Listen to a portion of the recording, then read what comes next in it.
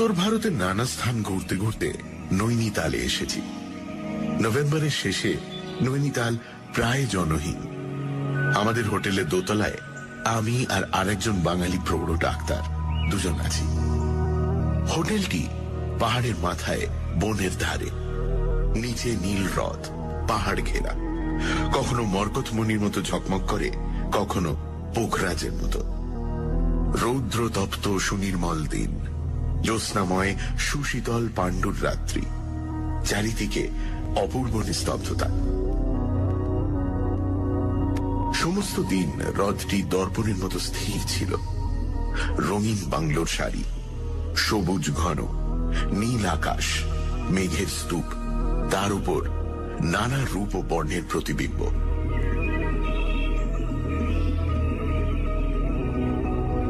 সন্ধেবেলায় পশ্চিম আকাশে মেঘপুঞ্জের রঙের ঠেলাঠেলি। আকাশ হোলি খেলায় মেতে উঠল। হ্রদ সুবর্ণবর্ণ। তারপর পাইন বনের পেছনে চাঁদ উঠল। পাহাড়ের তলায় ঘন অন্ধকারময় হ্রদ, রহস্যময়ী নারীর কালো চোখের মতো। ডিনার খেয়ে যখন ঘরের সামনে কাঁচ ঘেরা বারান্দায় বসলুম, বৃষ্টি পড়ছে। চারিদিকে ঘন অন্ধকার। দেবদারু বন আন্দোলিত করে ঝোড়ো বাতাস উঠছে চাপা কান্নার মতো। বারান্দায় বসে থাকা গেল না। ঝড়ের জন্য নয়, দাঁতে অসহ্য বেদনা অনুভব করলুম। বাঁ মাড়ির শেষে একটু ব্যথা দুদিন ধরেই রয়েছে। সারা রাতে ঝড়ের মধ্যে ব্যথা অসহ্য মনে হল। দাঁতের স্নায়ুগুলি যেন ছিঁড়ে যাচ্ছে ভয়ঙ্কর যন্ত্রণায়। ঘরে ঢুকে দেখলুম অ্যাসপিরিন বা বেদনা নাশক কোনো ওষুধ সঙ্গে নেই। রাত 12টা হবে, বাইরে ঝড় উঠেছে। ওষুধের জন্য কোথায় যাওয়া যায়? মনে পড়ল আমার ঘরের পরে দুটি খালি ঘর, আর তার পরেরটাতেই প্রৌঢ় ডাক্তার সরকার আছেন। তার কাছে নিশ্চয়ই কোনো ওষুধ পাওয়া যাবে। ডাক্তারের সঙ্গে একদিন সামান্য আলাপ হয়েছিল। অদ্ভুত মানুষ মনে হয়। তিনি সমস্ত পৃথিবী 2 বার পরিভ্রমণ করেছেন। কোনদিন দেখি বারান্দায় বেতের ইজি চেয়ারে স্তব্ধ হয়ে বসে আকাশে মেঘের লীলা, হ্রদের খেলা দেখছেন। কোনদিন দেখি মোটা চাবুক হাতে ঘোড়ায় চড়ে ছুটে চলেছেন ভীমতালের দিকে। 6 ফুট লম্বা, দীর্ঘ দেহ, সুঠাম, দৃঢ়, বৃদ্ধ শাল গাছের মতো। সবসময় ছাই রঙের একটা স্যুট পরে, চোখে কালো কাঁচের চশমা, নাকের ডগায় লাল ছাপ কাঁচ ঢাকা ফ্রেমের নিচে টকটক করে। দাঁতের যন্ত্রণা অসহ্য হয়ে উঠল। ডাক্তারের ঘরে যাওয়া ছাড়া উপায় নেই। করিডোরের এক কোণে একটি আলো মৃদু জ্বলছে। ডাক্তারের ঘরের দরজার উপর 3টে টোকা দিয়ে ডাক দিল, ডাক্তার সরকার। ভেতর থেকে উত্তর এলো, আসুন। দরজা ভেজানো ছিল, একটু ঠেলতেই খুলে গেল। ঘরে প্রবেশ করে দেখলুম স্প্রিং গদিওয়ালা রেক্সিন মোড়া লম্বা সোফাতে ডাক্তার সরকার আধশোয়া ভাবে সামনের জানলার দিকে চেয়ে। জানলার কাঁচের উপর বৃষ্টি ঝড় আছড়ে পড়ছে ক্ষুব্ধ সমুদ্রের মতো। বাইরে ঝড়ের আর্তনাদ, কিন্তু ঘরের ভেতরে অদ্ভুত স্তব্ধতা। সোফার পেছনটা দরজার দিকে। ডাক্তার সরকার আমার প্রবেশ দেখতে পাননি। তিনি বলে উঠলেন, আসুন হ্যাঁ রোজেনবার্গ, আপনার প্রতীক্ষাই করছিলাম। হ্যাঁ রোজেনবার্গ? এই হোটেলে কোনো জার্মানকে তো দেখিনি। চেঁচিয়ে বললুম, আমি কিছু মনে করবেন না, দাঁতের অসহ্য যন্ত্রণা। চমকে তিনি লাফিয়ে উঠে দাঁড়ালেন। চশমার কালো কাঁচ ঢাকা চোখ দেখা গেল না, কিন্তু কুঞ্চিত কপালের উপর কালো সাদা চুলগুলি চকচক করতে লাগলো। ও আপনি কি চাই? আরে দেখুন না, দাঁতে ভীষণ ব্যথা, যদি আপনার কাছে কোনো ওষুধ টষুধ থাকে, মানে আমার অ্যাসপিরিন। ব্যথা ভালো তো, যত ব্যথা পাবেন জীবনকে তত গভীরভাবে অনুভব করবেন। যার যত বেদনা বোধ সে তো তত উচ্চ স্তরের জীব। দেখুন, ডাক্তার যদি দার্শনিক হয়ে ওঠেন, রোগীর অবস্থা বড় সঙ্গীন হয়। ডাক্তার দার্শনিক? হ্যাঁ, কোথায় ব্যথা বলুন? দাঁতে, এই তো বাঁ মাড়িতে। স্নায়ুগুলো একেবারে ছিঁড়ে যাচ্ছে। থাক, ব্যথার বর্ণনা করতে হবে না, আমি বুঝেছি। বসুন বসুন, ওই সোফায় বসুন। কি লেখার আপনি ভালোবাসেন? কুমেল, বেনেডিক্টাইন? আমার কাছে কয়েক রকম আছে মাত্র। সামনে ছোট টেবিলে নানা বর্ণ ও আকৃতির বোতল ও ছোট বড় লিকার গ্লাস। না না, আমি কিছু খাই না। খান না? খেলে দাঁতের ব্যথা হতো না। খুব যন্ত্রণা হচ্ছে দেখছি। হ্যাঁ, দেখি একটা ওষুধ আছে। ডাক্তার সরকার লিখবার টেবিলের ড্রয়ার থেকে একটা ছোট শিশি বের করলেন।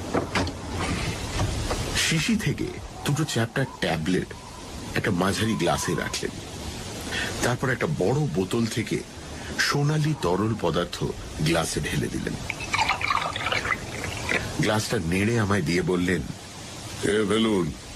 একটু হালকা ওয়াইন মিশিয়ে দিলাম, ওতে ওষুধের কাজ ভালোই হবে। আর আমার ঘরে জল নেই, চাকরটা সন্ধ্যে থেকে পলাতক। ভাবুন, ওষুধের অনুপান হচ্ছে দক্ষিণ ফ্রান্সের সূর্যলোক পুষ্ট রক্তিম দ্রাক্ষারস। ব্যথা দূর করার জন্য তখন কেউ হাতে বিষ দিয়ে দিলেও খেয়ে ফেলত। ট্যাবলেট মেশানো ওয়াইন এক চুমুকে খেয়ে ফেলল। ডাক্তার সরকার আমার মুখোমুখি বসলেন, সোফায় হেলান দিয়ে। ছোট গ্লাস থেকে এক চুমুক ওয়াইন খেয়ে বললেন, কেমন মনে হচ্ছে? ব্যথা একটু কম মনে হচ্ছে। বাস, তাহলেই হলো। বেদনা হয়তো আপনার আগেকার মতোই আছে, তবে ওই যে মনে হচ্ছে বেদনা নেই, তাহলেই হলো। আসল হচ্ছে মন দিয়ে যা অনুভব না করি তাই মিথ্যে। বসুন, গল্প করা যাক। এই ঝড়ের রাত্রে কি আর এখন ঘুম হবে? তো বেশ, তো আপনি একটা গল্প বলুন না। আপনার জীবনে তো অনেক অভিজ্ঞতা, কত দেশ, কত রকম মানুষ দেখেছেন। তার উপর আপনি ডাক্তার, কত রকমের রোগী। ডাক্তারের রোগী দেখা ক্লিনিক্যাল আই দিয়ে দেখা, সত্যিকারের দেখা নয়। যে দেখায় বেদনা নেই, হৃদয়ের ব্যথা নেই, আতঙ্ক নেই, সে দেখা সত্যি দেখা নয়। কিন্তু দেখায় আনন্দও তো থাকতে পারে। হ্যাঁ, কিন্তু সব গভীর আনন্দের সঙ্গেই তীব্র বেদনা রয়েছে। শুধু মানুষের মনের ব্যথা নয়, দেহের ব্যথাকেও যত রকম ভাবে, যত নতুন নতুন করে জানতে পারবেন, জীবনকে তত গভীরভাবে জানবেন, প্রাণের মর্মস্থলে গিয়ে পৌঁছবেন। এই দেহ মনের বেদনার অভিজ্ঞতায় আমাদের সত্তা গড়ে ওঠে, আমাদের ব্যক্তিত্ব প্রকাশিত হয়। আপনার জীবনে তো বহু অভিজ্ঞতা আছে মনে হয়। নব নব অনুভূতি লাভের তৃষ্ণা আমাকে সারা জীবন দিশেহারা করেছে।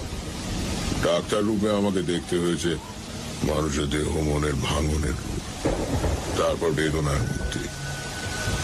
সেজন্য প্রকৃতি বা মানব সৃষ্ট পরিপূর্ণ সৌন্দর্য দেখবার জন্য আমি দেশ হতে দেশান্তরে ঘুরেছি।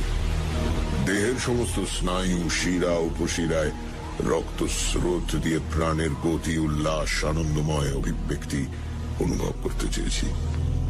এমনি ঝড়ের রাত্রে আমি সাঁতরে পদ্মা পার হয়েছি, বন্যায় নগর গ্রাম ভেসে যেতে দেখেছি, কারাকোরাম পর্বতের 17,000 ফিট উঁচুতে তুষার নদী পার হয়ে কাশ্মীর হতে খোটান গেছি, মোটর কারে সাহারা মরুভূমি অতিক্রম করেছি, ইউগান্ডার জঙ্গলে সিংহ মেরেছি। কত অপূর্ব বস্তু, কত অপরূপ দৃশ্য চোখের সামনে ভেসে ওঠে।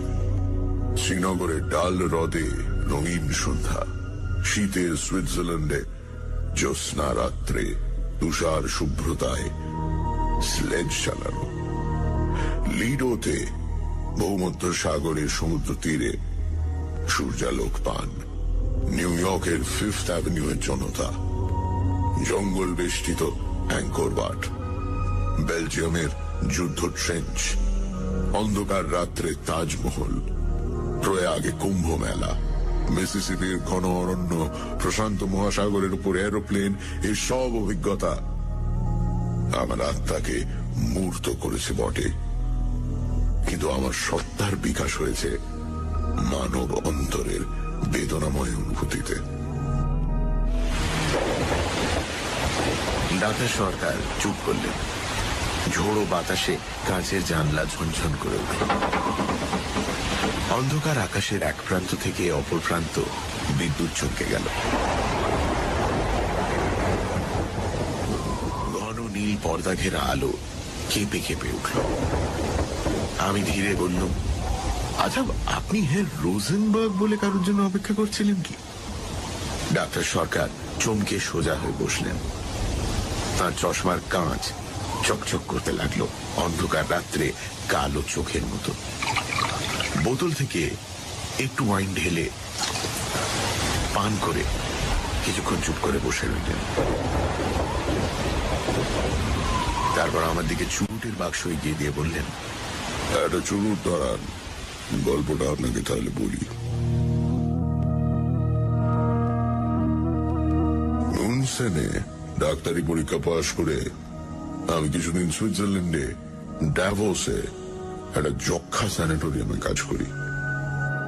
এমনি নভেম্বর মাসের শেষাশেষি একবার ডাভোস থেকে প্যারিসে আসি।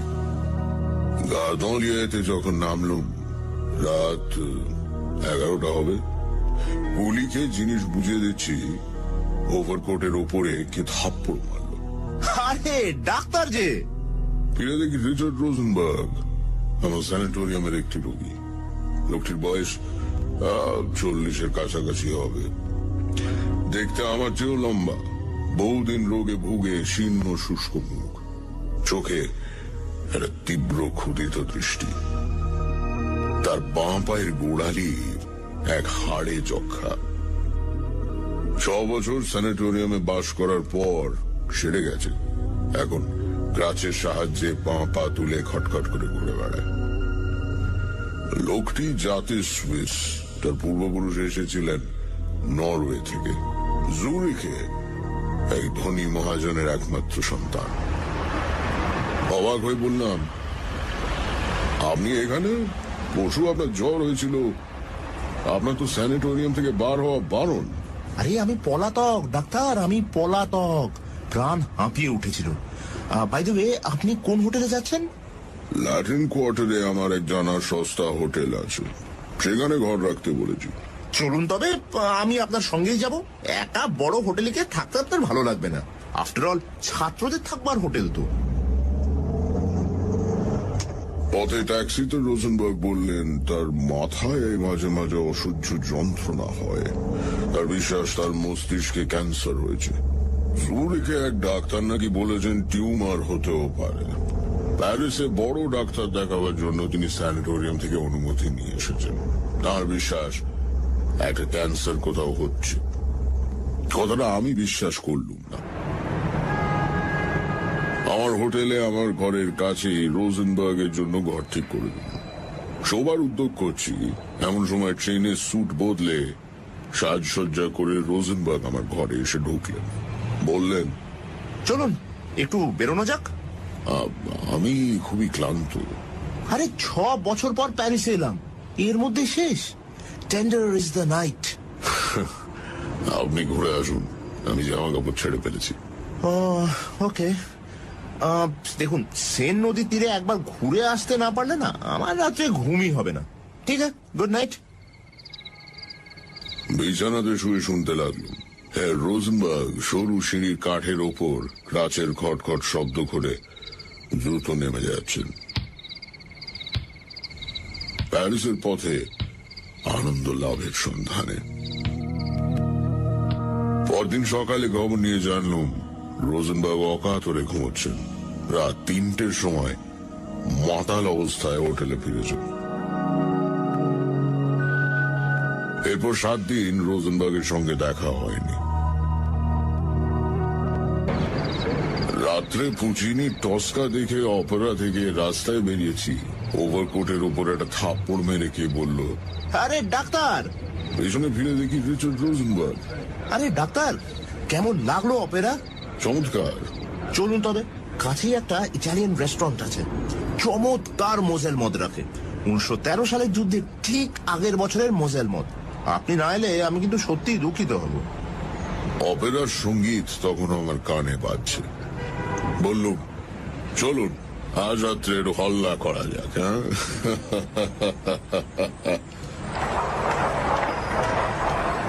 রেস্তোরাঁতে কিছু খেয়ে আমরা অপেরার কাছে একটা ক্যাফেতে এসে বসলাম। পথের ফুটপাথের অর্ধেক জুড়ে টেবিল চেয়ারের সারি, বাস দিয়ে নানা সজ্জার নরনারীর স্রোত অবিরাম বয়ে চলেছে। রোজেনবার্গ, প্যারিসের জীবন কেমন উপভোগ করছো? বড্ড ব্যথা, মাথার মধ্যে না ভীষণ ব্যথা হয়। পকেট থেকে সেটি ছোট শিশি বের করে ছোট টেবিলের উপর রাখলো। কিছুক্ষণ পর শিশি থেকে দুটো ট্যাবলেট বের করে কফির সঙ্গে মিশিয়ে খেয়ে ফেললো। 2 ঘন্টা অন্তর অন্তর এই অ্যাসপিরিন খাচ্ছি, না হলে না এই যন্ত্রণায় মরে যাব। কোনো ডাক্তার দেখালে? হ্যাঁ, দেখিয়েছি। ডক্টর লেভি বললেন মাথায় নয়, পেটে লিভারের কাছে টিউমার মনে হচ্ছে, ক্যান্সারের পূর্ব লক্ষণ হতে পারে। তবে তবে আমি জানি ওটা ক্যান্সার হবেই। ক্যান্সারে আমার মা মারা গেছেন। ওহ, সে কি অসহ্য যন্ত্রণা! হঠাৎ সে থামল। দেখলুম জ্বালাময় তীক্ষ্ণ দৃষ্টিতে পথের সুসজ্জিতা বার বিলাসিনীর দিকে সে চেয়ে আছে। 3 সুন্দরী মেয়ে চলেছে শিকারের সন্ধানে। রোজেনবার্গের চেয়ারের পাশে খাড়া করা ক্রাচ দুটির দিকে ব্যাঁকা দৃষ্টিতে চেয়ে তারা চলে গেল। রোজেনবার্গের শীর্ণ মুখ আরো কালো হয়ে উঠল। বললুম, ডাক্তাররা তো নিশ্চিত রূপে কিছু বলছেন না। নিশ্চিতভাবে কে কি বলতে পারে? এই যে দিন রাত একটা অসহ্য ব্যথা অনুভব করছি। ক্যান্সার রোগীকে আমি তিলে তিলে মরতে দেখেছি, তার সমস্ত সিমটম আমি জানি। আমি ওয়েটার, আরো 2 গ্লাস। আচ্ছা, আপনি তো ডাক্তার, আপনি বলুন তো, ক্যান্সারের কোনো চিকিৎসা আছে? এখনো পর্যন্ত আমাদের জানা নেই, নানা পরীক্ষা চলছে। শুধু রোগী অসহ্য যন্ত্রণা ভোগ করে মরে, তাই তো? হ্যাঁ, একদিন তো আমাদের প্রত্যেককেই মরতে হবে। আর আর ক্যান্সারের রোগী যদি আত্মহত্যা করে, তাতে দোষ কি? হ্যাঁ, কিসের দোষ? প্রাণ অমূল্য। প্রাণকে আমরা এখনো সৃষ্টি করতে পারি না, স্বেচ্ছায় তাকে বিনাশ করার অধিকার কি আমাদের আছে? শুধু যন্ত্রণা ভোগের অধিকার আছে, তাই তো? আচ্ছা, এই ধরুন আমি তো আত্মহত্যা করতেই পারি। আমার মা নেই, বাবা 2 মাস হলো মারা গেছেন, কিন্তু কিন্তু আমার এক বুড়ি দিদিমা আছেন। আমি কিছু করে বসলে তিনি মনে বড় আঘাত পাবেন। হ্যাঁ, আঘাত পাবেন। ওয়েটার, এই নোটটা একটু ভাঙিয়ে আনো তো দেখি। ক্যাফের এক ওয়েটার আমাদের কাছে এগিয়ে এলো। রোজেনবার্গ তার বুকের পকেট থেকে একটা মোটা মানি ব্যাগ বের করলো, নানান রঙের নোটে ভরা। নোটের তাড়া থেকে একখানি 1000 ফ্র্যাঙ্কের নোট বার করে ওয়েটারের হাতে দিল। তারপর মানি ব্যাগটা খুলে টেবিলের উপর রাখলো। শুধু ক্যাফের নয়, রাস্তার লোকেও দেখতে পেল নোট ভরা মানি ব্যাগ টেবিলের উপর পড়ে আছে। ব্যাগটা তুলে রাখো রিচার্ড। ডাক্তার, জানো তো এই ব্যাগে 30,000 ফ্রাঁ আছে। 30,000 ফ্রাঁ। রোজেনবার্গ কথাগুলো এত জোরে বলল যে রাস্তার লোকও শুনতে পেল। ক্যাফের লোকেরা আমাদের টেবিলের দিকে অবাক হয়ে চেয়ে রইল। আস্তে, চেঁচামেচি করছো কেন? ব্যাগটা পকেটে রাখো। এত টাকা পকেটে নিয়ে প্যারিসের রাস্তায় এরম ভাবে ঘোরার মানে কি? মানে কি, তাই তো? বেশ বলেছো ডাক্তার। আচ্ছা, তোমাকে ধাঁধা দেওয়া যাচ্ছে, উত্তর দাও। একটা লোক 30,000 ফ্রাঁ পকেটে নিয়ে সবাইকে দেখিয়ে প্যারিসের রাস্তায় ঘুরে বেড়াচ্ছে কেন? জীবনটা একটা গোলক ধাঁধা নয় কি? একবার প্রবেশ করলে সব সময় বের হওয়ার রাস্তা খুঁজে পাওয়া যায় না ডাক্তার। দেখো, এর চেয়ে কম টাকার জন্য প্যারিসের পথে লোক খুনও হয়েছে।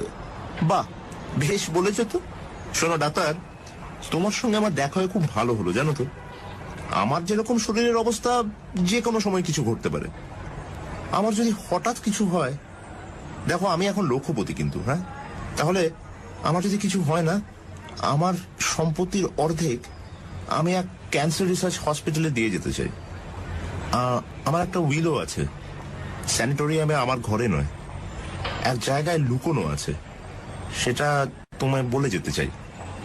হঠাৎ রোজেনবার্গ চুপ করে পথে দিকে চাইল। আমাদের কাছ দিয়ে একটি যুবক ও যুবতী যাচ্ছিল। যুবকটি কদাকার ভিন প্রকৃতির দেখতে, প্যারিসের গুন্ডা দলের মনে হয়। যুবতী কিন্তু পরমা সুন্দরী, সদ্য প্রস্ফুটিত শ্বেত পদ্মের মতো স্নিগ্ধ লীলায়িত মূর্তি। রোজেনবার্গ দাঁড়িয়ে তাদের দিকে ডাকলেন, ম্যাডাম। মেয়েটি হেসে এগিয়ে এলো। আমাদের টেবিলে আমাদের দুজনের মধ্যে চেয়ারে এসে বসলো। যুবকটি কিন্তু কোথায় সরে পড়ল। হ্যালো ম্যাডাম, কি খাবেন বলুন? চলো এক রেস্তোরাঁতেই যাওয়া যাক, সন্ধ্যে থেকে খাইনি, বড় খিদে পেয়েছে। মহিলার দুই চোখে কৌতুকময় হাসি। রোজেনবার্গ তার দিকে মন্ত্রমুগ্ধের মতো চেয়ে বলল, আরে আমরা এই খেয়ে এলাম, এই নাও, কাল সকালে খেয়ে নিও। রোজেনবার্গ আবার ব্যাগ বার করে মহিলার হাতে একখানা 500 ফ্র্যাঙ্কের নোট দিয়ে দিল। ব্যাগের নোটের তাড়া রাস্তার লোক শুধু দেখতে পেল। মহিলার চোখ দুটি ঝলসে উঠল। আমি বললুম, অনেক রাত হয়েছে তো, এবার যাওয়া যাক। আমরাও যাব, চলুন ম্যাডাম। ট্যাক্সিতে মেয়েটি বসলো আমাদের দুজনের মাঝখানে। আমি চুপ করে বসে রইলাম। রোজেনবার্গ অনর্গল বকে যেতে লাগলো। দেখো ডাক্তার, আজকাল রাতে ভেরনল না খেলে না আমার ঘুম হয় না। আচ্ছা, কোনো ভালো ঘুমের ওষুধ তোমার জানা আছে?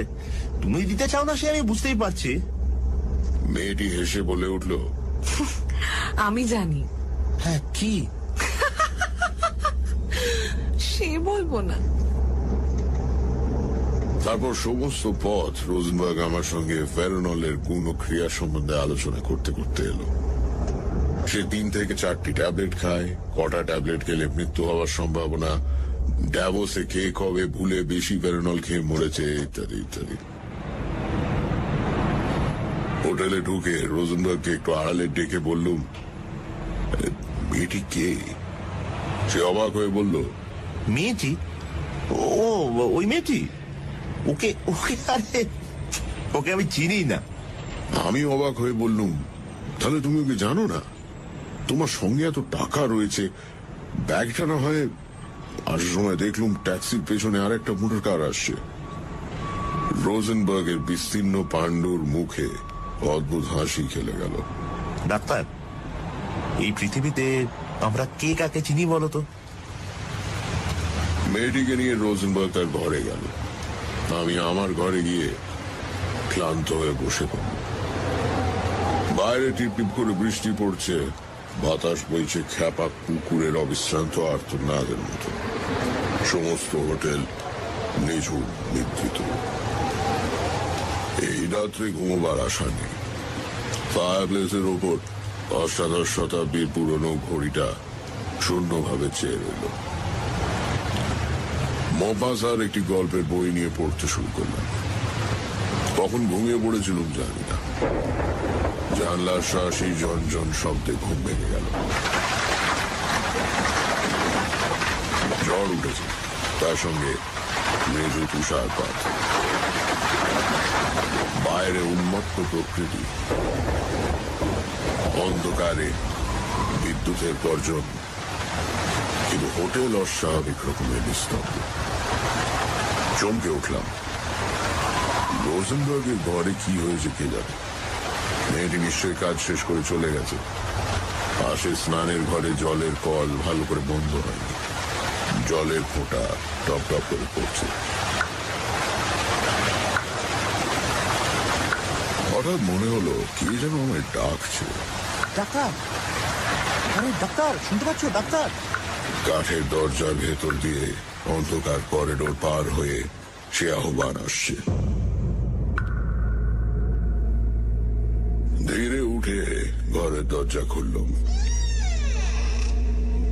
অন্ধকার করিডোর, রোজেনবার্গের ঘরের দরজা ফাঁক করা। সেই ফাঁক দিয়ে আলোর রেখা অস্পষ্ট এসে পড়েছে। আলোর রেখা দেখে মনে সাহস হলো। তাড়াতাড়ি করিডোর পার হয়ে রোজেনবার্গের ঘরে ঢুকলাম। স্তব্ধ ঘর। রোজেনবার্গ বিছানাতে চাদরের উপর স্থির হয়ে শুয়ে আছে। স্যুট ছেড়ে রাতের পোশাকও পরেনি। অতি স্থির হয়ে শুয়ে, চোখে অচঞ্চল দৃষ্টি। পাশে ছোট টেবিলে ভেরোনলের শূন্য শিশি, দুটো খালি বোতল ও খালি গ্লাস। মেয়েটি কোথাও নেই। ডাকলুম, রোজেনবার্গ, রোজেনবার্গ, রিচার্ড। কোনো সাড়া নেই। কোথায় একটা খটখট শব্দ হলো। কপালে হাত দিয়ে দেখলুম বরফের মতো ঠান্ডা। হাত ধরে নাড়ি দেখলুম কোনো স্পন্দন নেই। জামা খুলে বুকের উপর কান পেতে শুনতে চেষ্টা করলুম বুকের ধুকপুকানি এখনো একটু আছে কিনা, কিন্তু না।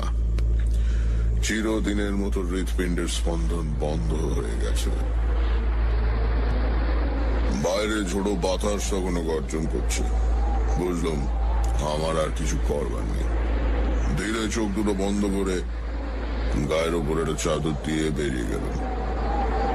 নিজের ঘরে ক্লান্ত হয়ে সোফায় বসতে শীতের রাতে গায়ে ঘাম দিল। আবার মনে হলো কে যেন আমায় ডাকছে। ডাক্তার, ডাক্তার, আরে ডাক্তার, শুনতে পাচ্ছ ডাক্তার? অন্ধকার করিডোর পার হয়ে কাঠের দরজার ভেতর দিয়ে সে ডাক আমার ঘরে ধোঁয়ার মতো ভরে উঠল। একটা সিগারেট ধরালাম। একটা জানলা খুলে দিলাম। যদি বাইরে ঝোড়ো বাতাসের গর্জনে ঘরের এই ডাক ডুবে যায়। আহ্বান অতি মৃদু ছিল, তীব্র উচ্চ হয়ে উঠল। ডাক্তার, আরে ডাক্তার, শুনতে পাচ্ছ ডাক্তার? শুধু আমার নাম ডাকা নয়, চিনির কাঠের ধাপের ওপর ক্রাচের খটখট শব্দে সুপ্ত হোটেলের স্তব্ধতা কেঁপে উঠছে। ডাক্তার, আরে ডাক্তার, শুনতে পাচ্ছ ডাক্তার? ক্রাচের শব্দ সিঁড়ি দিয়ে উঠে ঘরের সারি পার হয়ে অন্ধকার করিডোর অতিক্রম করে আমার ঘরের সামনে এসে থামল।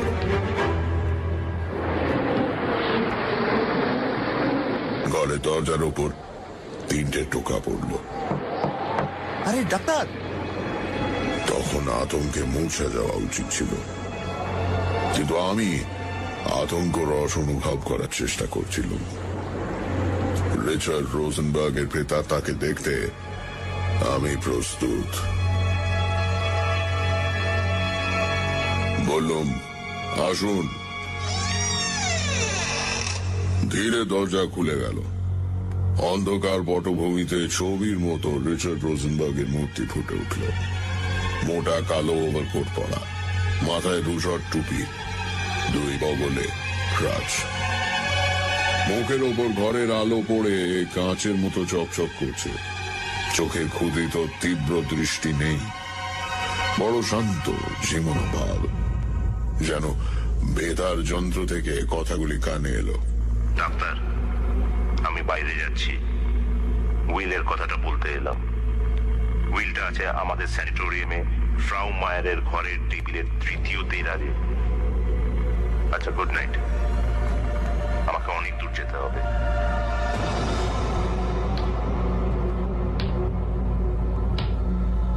মূর্তি মিলিয়ে গেল।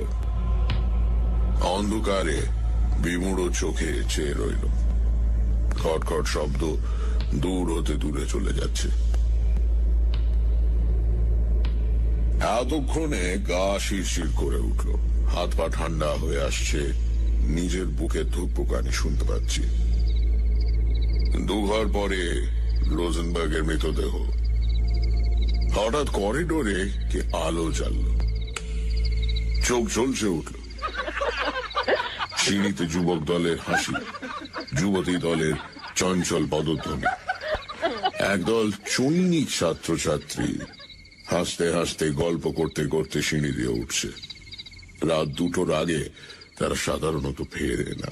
Good night. Night, night. Good night. ছাত্রের দল যে যার ঘরে গিয়ে দরজা বন্ধ করে দিল। আমিও আমার ঘরের দরজায় চাবি দিলাম। হোটেল আবার সুপ্ত, স্তব্ধ। ঝড় থেমেছে, নিঃশব্দে তুষারপাত হচ্ছে, যেন কে দোলন চাপা ফুলের পাপড়ি ছিঁড়ে ছিঁড়ে চারিদিকে ছড়িয়ে দিচ্ছে। খোলা জানলার কাছে গিয়ে একটা সিগারেট ধরিয়ে বসলুম আলোর আশায়।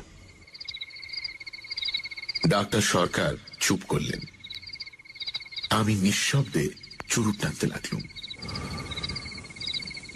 বাইরে ঝড় বৃষ্টি থেমেছে, মৃদু জ্যোৎস্নায় আকাশ থমথম করছে। ধীরে উঠে দাঁড়ালুম। ডাক্তার সরকার বলে উঠলেন, মিস্টার ঘোষ, আজ রাতেও আমার ঘুম হবে না দেখছি। এখন রাতে ভেরনল না খেলে আমার ঘুম হয় না। কথাগুলো শুনে কোনো অজানা ভয়ে চমকে উঠলুম। এই যেন ডাক্তার সরকারের কণ্ঠস্বর নয়। দেখুন তো, ওইখানে একটা শিশি আছে। হ্যাঁ, ওই যে হলদে শিশিটা। আমি আর উঠতে পারছি না, পায়ে কেমন ব্যথা হয়েছে। কয়েকটা ট্যাবলেট শিশি থেকে এই গেলাসে রাখুন তো। জিজ্ঞেস করলুম, কটা? কটা? এই 5-6টা। ওতে কিছু হবে না আমার। ওর কমে ঘুম হয় না। আপনি হয়তো 6টা খেলে। মন্ত্রচালিতের মতো 6টা ট্যাবলেট গ্লাসে ফেলে তার সঙ্গে একটু মদ মিশিয়ে ডাক্তার সরকারকে দিলুম। তিনি এক চুমুকে সবটা খেয়ে বললেন, একটু বসুন। তারপর চোখ বুজে সোফায় হেলা দিয়ে শুয়ে পড়লেন। আমি চুপ করে বসে রইলাম। পা যেন নাড়তে পারছি না। ঘরের স্তব্ধতা পাথরের মতো ভারী।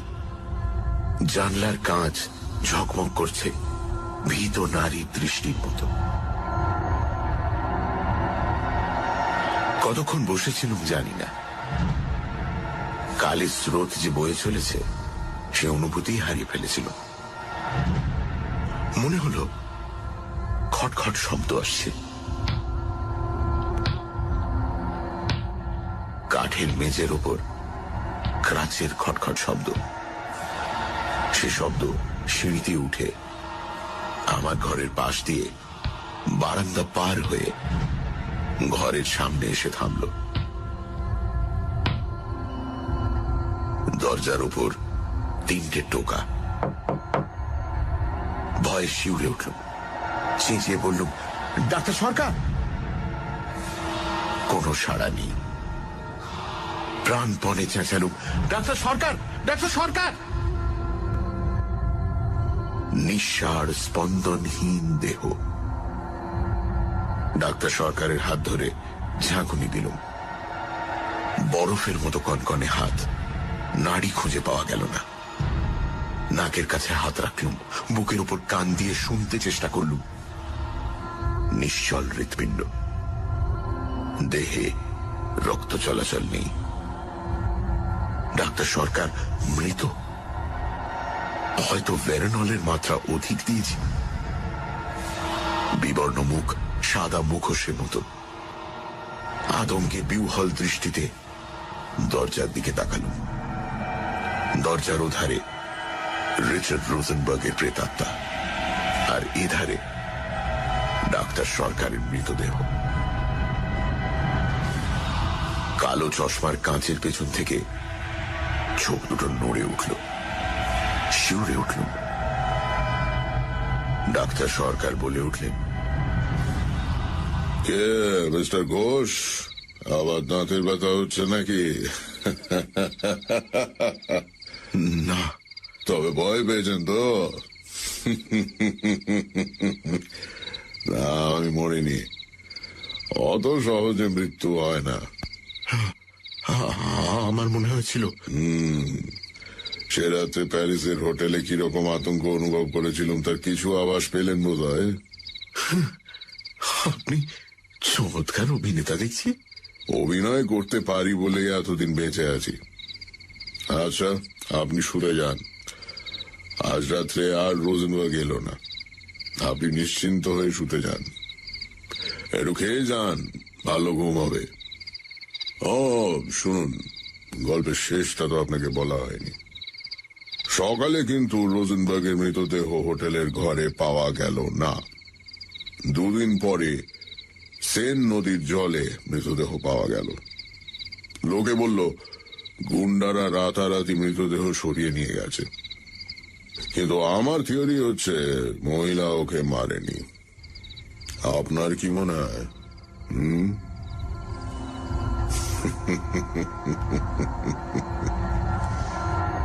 আমি কোনো উত্তর না দিয়ে চলে এলাম। ঘরে এসে খোলা জানলার পাশে বসলাম। হ্রদের জলে জ্যোৎস্নার ঝিকিমিকি। ভাবতে লাগলাম, ডাক্তার সরকার কি উন্মাদ, না বানিয়ে গল্প বলতে ওস্তাদ।